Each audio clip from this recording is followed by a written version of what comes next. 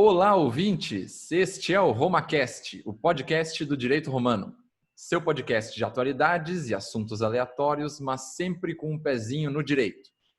Eu sou o Fernando Kaiser, sou o host e editor desse podcast, sou advogado, faço pós em Direito Tributário, sou administrador de empresas também, não formado, mas como função, e vou parar por aí.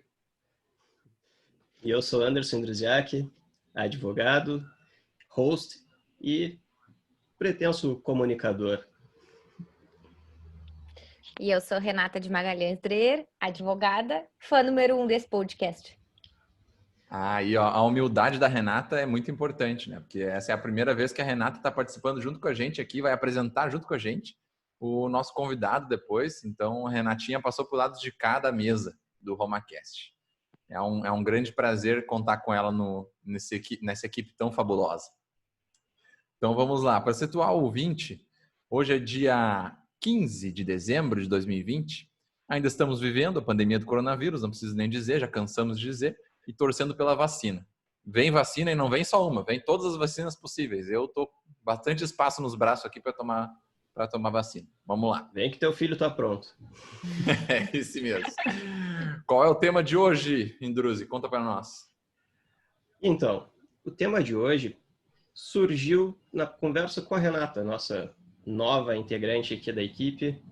A gente pensou, por que a gente não fala sobre carreiras jurídicas? Bom, a gente conversou com a Renatinha de alguns percalços da época da faculdade, como é que a gente decide a carreira que vai, para que lado vai no direito. Fizemos também um bate-papo muito legal com alguns amigos sobre concursos públicos. E me surgiu uma ideia interessante, que era conversar sobre carreira acadêmica. Como é que funciona, o que o aluno ou o interessado precisa saber, como é que funciona a linha de pesquisa e da linha de pesquisa chegar até a docência. E é muito interessante trazer esse assunto em pauta, pois vocês que estão ouvindo o nosso podcast e estão cursando Direito ou pretendem ingressar na faculdade de Direito e não têm muita noção do que vão ter pela frente, tem algumas disciplinas que geralmente a gente tem meio que um preconceito já. Então, já chega com o pé atrás, tu não está muito afim de ouvir aquela disciplina, mas quando tu te depara com um professor que é apaixonado pela matéria, tipo, ele apresenta com entusiasmo o conhecimento que ele tem para os alunos, cara, muda completamente, tu te torna um fã e tu passa a adorar a matéria e tu te sente muito, muito mais produtivo. E o nosso convidado de hoje é um professor assim. É a palavra que tu falou, entusiasmo, eu acho que resume bem. O cara gosta, é muito entusiasmado, é sensacional ter aula com ele, a gente sente bastante saudades. Então, seja bem-vindo ao RomaCast, Guilherme Vinch. Antes que ele se apresente, ele não é só nosso ex-professor, ele é professor pós-doutor em Direito pela PUC, no Rio Grande do Sul, doutor em Direito pela Unicinos, professor permanente do mestrado profissional em Direito da Empresa e dos Negócios da Unicinos e professor na graduação no curso de Direito da Unicinos. Tá contigo, Guilherme. E aí, pessoal? E aí, Fernando, Renatinha, Anderson, que bom estar aqui com vocês, ainda que virtualmente, né? Mas matando a saudade dessa turma aí que foi tão especial aí na minha jornada acadêmica já até aqui. Tive a oportunidade de estar aí na formatura aí dos três, um dos professores homenageados, então fico muito feliz de ter sido convidado também pelo Roma, né, pelo Direito Romano, né, que agora não é mais apenas um time de futebol, porque agora também tem um programa de rádio, né, de podcast, de streaming, né, daqui a pouco a gente está na TV também, né, Ah, o rumo. Assim, né? Começou ali no rádio, assim, né? E virou um fenômeno, né? São vocês aqui do Direito Romano. Então, estou muito feliz de estar aqui e fico feliz também pelas palavras aí, né? Já que falaram em entusiasmo, em alegria e em cursar disciplinas, né? Então, que bom que vocês lembraram aí do meu nome para falar um pouco, né? Sobre o tema de hoje, que é carreiras acadêmicas, advocacia, docência, enfim. E até, professor, quando eu disse que tem um professor apaixonado e transmite isso nas aulas, eu vejo principalmente por mim, porque eu sempre fui um cara muito introspectivo nas aulas. Eu sempre chegava, ouvia e saía e eventualmente eu fazia alguma consideração. E quando tinha trabalhos para apresentar, era um martírio para mim, porque eu ficava nervoso, eles travavam, dava branco, e nas tuas aulas não. Nas tuas aulas era muito diferente, porque tu sempre deixava os alunos à vontade para expor ideias, e na hora do trabalho tu dava dicas de como apresentar, e quando tinha que apresentar trabalhos nas tuas aulas, cara, era sensacional, porque eu gostava, eu me sentia empolgado para ir apresentar, porque eu já me preparava mais, e eu sabia que ia ter um reconhecimento legal. Então, esse é o meu muito obrigado por essa parte da minha formação. Oh, valeu, eu que te agradeço por isso, né? Eu tinha que apertar trabalho, depois tinha que apertar vídeo, né? Tinha que fazer um monte de coisa, né? A gente foi evoluindo aí. Eu queria dizer para vocês que eu fui aluna da primeira turma do Guilherme, da Unicinos, e as aulas com o Guilherme, elas eram tão boas que o Guilherme me fez ir estudar sábado de manhã na Unicinos, que era um troço que eu jamais tinha imaginado. E aí ele abriu a cadeira num sábado de manhã e eu ia para a Unicinos todo sábado de manhã para assistir a aula com ele. E aí quando via tinha acabado a aula já tinha terminado e nós ainda estávamos sedentos de conhecimento. Então, tu foi a minha aluna de sexta-noite, né? Minha primeira turma de sexta-noite de Direito do Trabalho 1, né? E depois eu curti tanto essa história. Sexta-feira é um dia que normalmente a gente não quer estudar, né? Porque a gente já tá com o pé no final de semana. E daí depois ainda abriu a turma do sábado e daí eu ainda fui atrás de ti no sábado.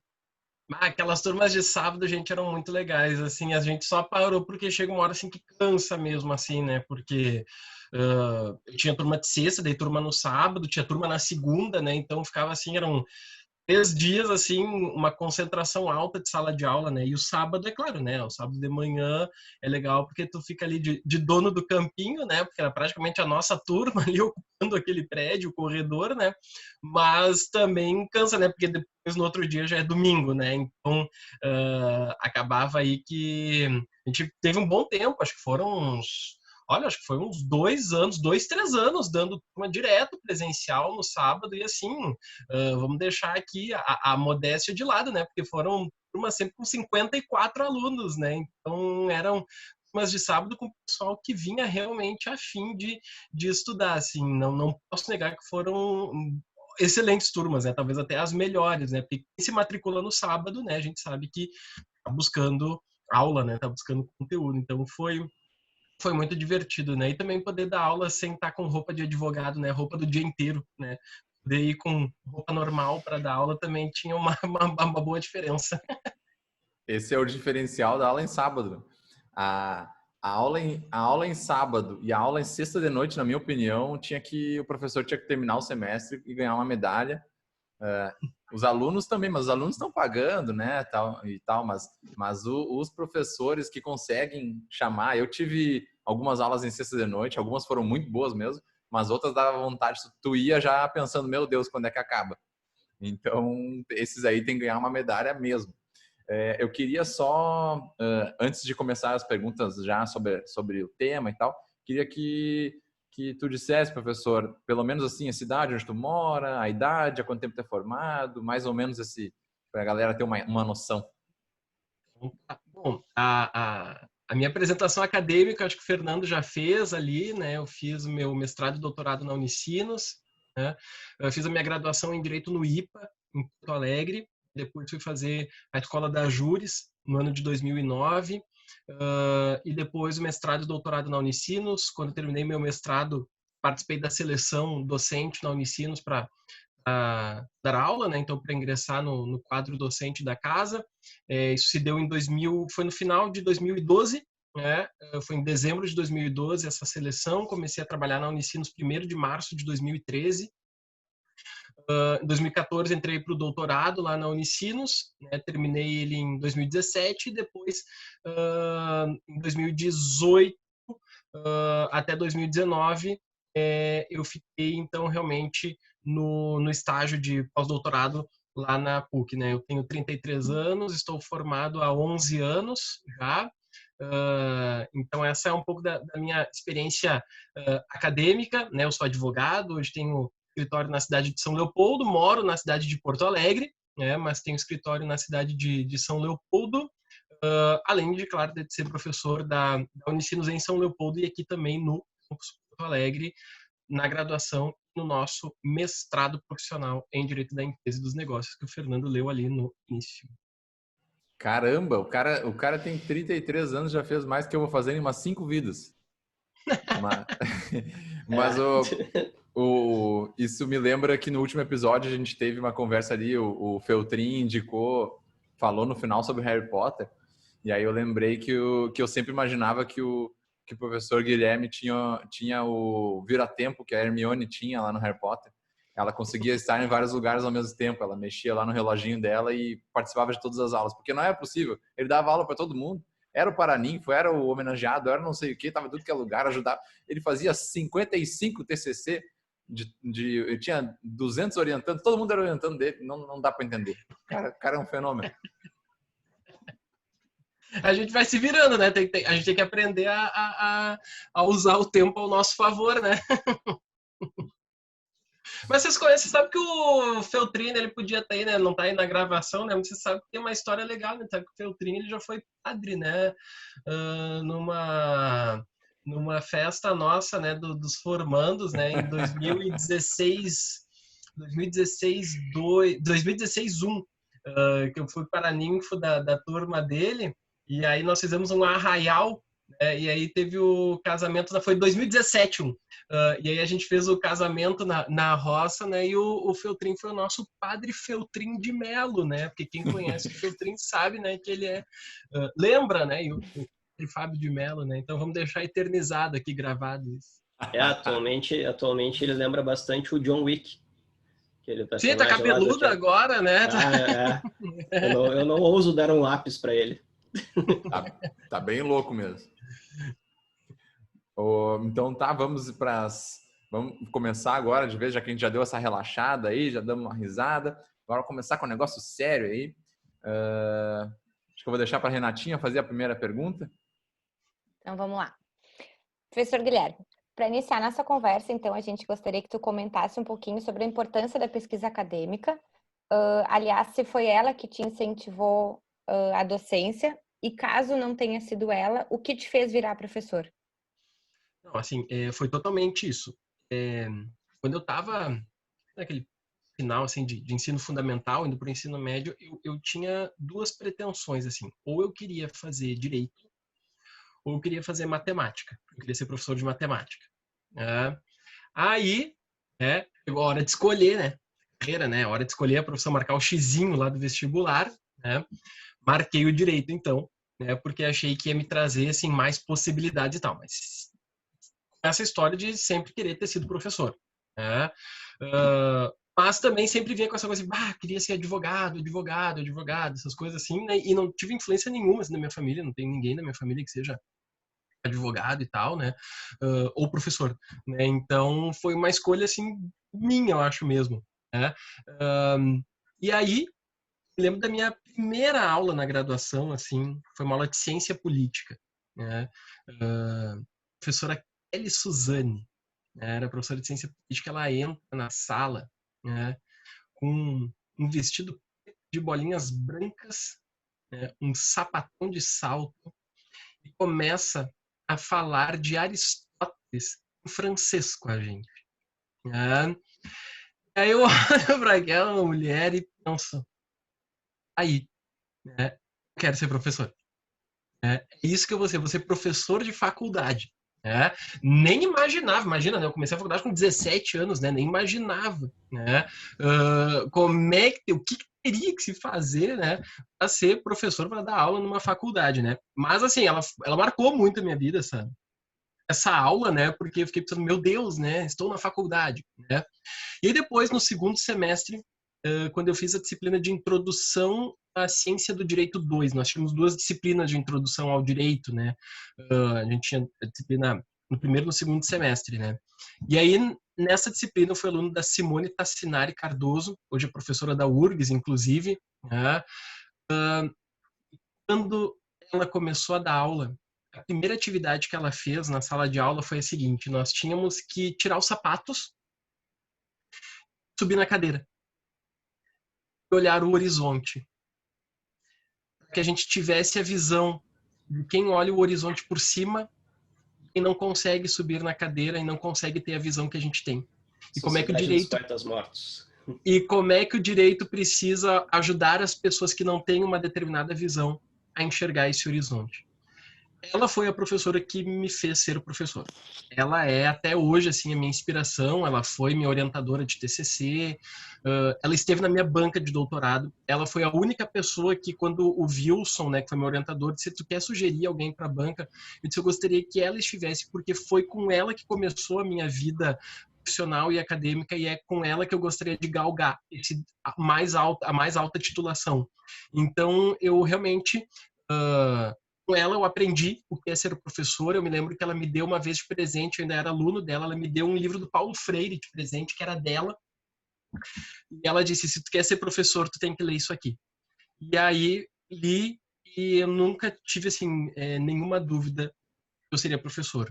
Aí depois eu fui descobrir que tinha que fazer um mestrado, essas questões todas assim, né? Quando fui amadurecendo dentro da universidade, né? Fui entendendo o que precisava, então, para ser um professor, né? Então, pautei a minha formação em cima disso, né? Fui aluno de iniciação científica, apresentei em salões de iniciação no IPA, em outras instituições, participava de grupos de pesquisa, né?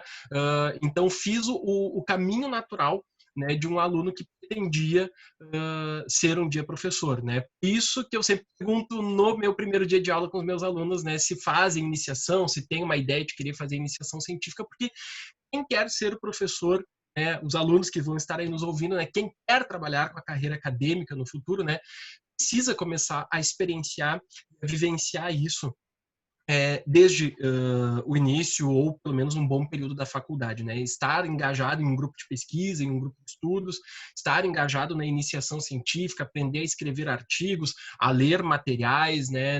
A iniciação científica não é um momento de enganação ou de achar que não se faz nada, muito pelo contrário, tem que se estudar muito, tem que se ler muito, tem que conhecer muitas normas da ABNT, poder fazer os trabalhos que são demandados, né, dos bolsistas, né, mas é o caminho, né? Quem quer seguir a carreira acadêmica precisa passar por essa experiência, até para ter certeza se quer isso ou não, né? Porque dar aula é uma experiência muito prazerosa, né? Muito embora, claro, tenha toda uma parte burocrática, né? Chamada, caderno, presença, registrar notas, né? E-mail pedindo 02, né? Tem toda essa Sim. parte, né? Mas eu vou dizer para você assim, olha, eu gosto muito da advocacia, eu gosto muito de advogar, acho muito legal construir as teses nas petições, mas assim, o que me realiza profissionalmente é estar na sala de aula. Assim, e tenho sentido muita falta, inclusive, né, por conta da pandemia, né, de estar na sala de aula, porque eu me divirto demais, né, quando eu estou nesse ambiente. Então, esse é um pouco assim do caminho, né, que eu enfrentei, nessa trajetória para ser professor, né? Então, na época da faculdade, nós ganhamos um prêmio, inclusive, eu e a Simone, né? Foi o Prêmio Ajures Direitos Humanos, né? Nós ganhamos a edição de 2007, né?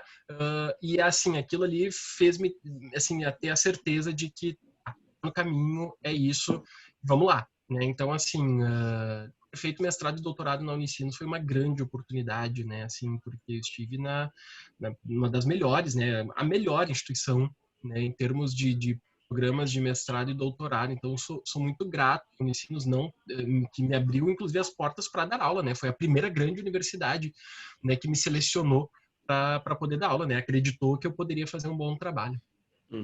E, professor, até fazendo um paralelo, eu comentei ali, eu meio que atravessei a sua resposta. A professora Simone foi para ti o John Keating, dos alunos lá daquele colégio. na Sociedade dos Poetas Mortos. Essa Exato. cena de subir na cadeira, ele subiu na mesa para enxergar as coisas sobre uma outra perspectiva, é super importante. Uma vez até eu tentei usar isso numa sustentação oral, mas não deu muito certo. Mas enfim, fica o aprendizado. E aproveitando, já falaste ali da importância da pesquisa para quem quer seguir uma carreira acadêmica e futuramente uma docência.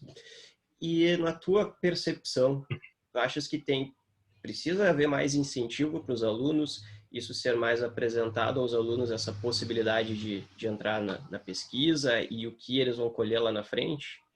Essa é uma perspectiva, uma possibilidade que a gente não enxerga muito no início do curso. A gente não está maduro o suficiente para isso também, né? A gente entra no curso de Direito pensando em ser advogado, juiz, promotor, delegado, né? As clássicas carreiras do direito, né? Ou então nós vamos ser todos promotores de justiça para fazer júris como nos filmes. Se a gente for entrar hoje numa turma de primeiro semestre, ninguém vai dizer que quer ser advogado trabalhista, né? Até porque eles não tiveram nem contato ainda com a disciplina, mas já tiveram contato com o penal, né? Porque é uma disciplina de primeiro semestre. Então, esse amor, né, pelo penal, pelo civil, ele surge muito cedo, né, na universidade, e a gente projeta carreiras para isso, né? Até, claro, né, porque carreiras como juiz, promotor, delegado, são carreiras que, além, né, de ter uma relevância social muito importante, são carreiras que financeiramente também um retorno muito chamativo para os alunos que não enxergam muitas vezes esse retorno na pesquisa, na docência. Então, sim, eu acho que a gente precisa trabalhar um pouco mais com os alunos essas possibilidades. A Unicinos mudou, inclusive, um pouco até da sua forma de apresentar o currículo, né? Porque agora nós temos as trilhas que acontecem dentro do curso de Direito, né? Então, a pessoa ela vai cursando as disciplinas conforme a trilha que ela quer fazer. Então, se ela quer, por exemplo, ser professora, ela vai poder lá nas disciplinas optativas cursar uma disciplina do mestrado já, poder entender o que é essa dinâmica do mestrado. Se a pessoa quer uma trilha mais de empreendedorismo, o TCC dela não vai mais ser uma monografia, vai ser um projeto aplicado, voltado para o mercado. Então, nós já estamos, a primeira turma desse currículo novo já está chegando na metade do curso agora, né? Então, sim, a gente precisa desse movimento da própria academia também, de mostrar que sim, ser professor é uma excelente carreira, né? A gente tem muita visibilidade, ela é uma carreira que financeiramente também dá um bom retorno, não posso mentir nesse ponto, mas ela dá um retorno humano muito maior, né? A gente passa por 200, 300 pessoas por semestre, né? Os alunos se tornam amigos, a gente forma vínculos com as pessoas, então os alunos precisam entender que é muito importante trabalhar com a pesquisa, porque se eu abro um livro, alguém pesquisou isso para escrever para mim. Então, eu preciso formar pesquisadores que a gente justamente não transforme o direito numa ciência esquematizada, né? Um direito em palavras cruzadas, o direito esquematizado, ou um resumo para concurso, né? O direito ele não é um cursinho para a prova da OAB ou um cursinho para concurso, né? Direitos são carreiras, né? E a gente precisa resgatar nos alunos a vontade, inclusive, de serem doutrinadores, né? De fazerem uma especialização, de fazerem um mestrado, de escreverem, de publicarem, né? E de produzirem ciência, né? Especialmente nesse nosso país, né? Em que ser um cientista, e somos cientistas, né? Somos cientistas sociais aqui, né? Somos cientistas do direito, cientistas sociais, um país que nega a ciência, né? Nós somos aquilo que esse país de hoje não quer ter, pessoas que estudam, né? Que a gente passa a não mais acreditar em qualquer bobagem nos falam. Perfeito, que colocação, a vontade de aplaudir às vezes. Eu queria comentar sobre isso aí, porque eu, por exemplo, sempre tive o pensamento, até já falei nos outros episódios, que eu tô meio que dei uma mudada nos últimos meses, assim, tô indo por um outro caminho, assim, tentando fazer umas coisas diferentes. Esse aqui é um exemplo, né? O RomaCast é um exemplo disso. E nesse meu questionamento do mundo, assim, meu Deus, o que eu faço do meu futuro, o que eu faço da minha vida, uma das coisas que eu pensava bastante era, eu gosto muito, eu não sabia definir isso muito bem, mas eu gosto de ensinar, eu gosto de ensinar. Eu sempre lembrava, a primeira coisa que eu pensava era, eu ensinei meu irmão mais novo, que tem 1 ano e 8 meses de diferença, né? a ler e escrever. Ele ficava querendo, ele não queria saber, queria jogar videogame, queria olhar videogame, TV, desenho, e eu lá preocupado, querendo ensinar ele. Eu sempre tive essa paciência, assim, sempre gostei dessa coisa. E ultimamente, agora que a gente está conversando bastante nos episódios, eu tenho percebido que eu gosto também, é até engraçado dizer isso, mas que eu gosto de pessoas, eu gosto da interação.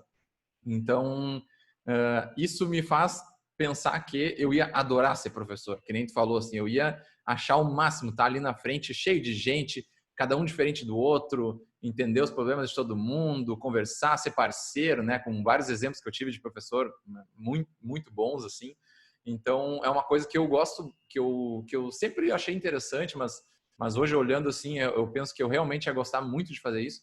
Só que, ao mesmo tempo, eu percebo que, por exemplo, eu estava falando agora no último episódio que a gente gravou sobre concursos, que eu não tinha ligação muito com o direito, assim. Minha família, empresa, a gente tem uma empresa familiar e vive no negócio privado, assim, comércio, e eu não tinha nenhum contato com o direito a ponto de que sempre as coisas na faculdade sempre foram um pouco distantes de mim, assim. Alguma coisa que a gente tinha lá no trabalho, mas assim, algumas ações né, trabalhistas, alguma outra coisa assim, mas eu não tinha aquela vivência.